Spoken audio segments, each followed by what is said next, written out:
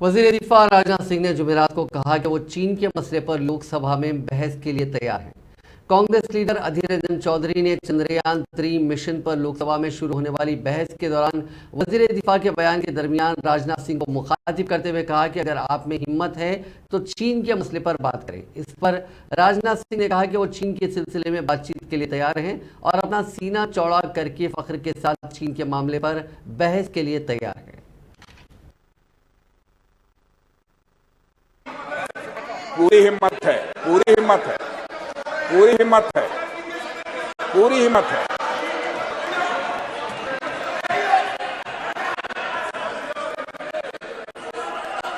पूरी हिम्मत है, पूरी हिम्मत है। मत इतिहास में मत ले जाओ। अधीर रंजन जी इतिहास में मत ले जाओ। माननीय सदस्य प्लीज चर्चा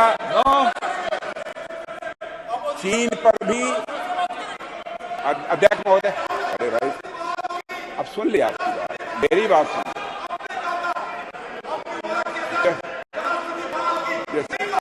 माननीय सदस्य आपको मौका देंगे जब आप बोलना सबको पर्याप्त समय पर्याप्त अवसर मिलेगा।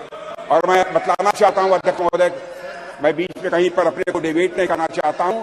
मैं चर्चा करने को तैयार हूं और सीना चौड़ा करके मैं चर्चा करने को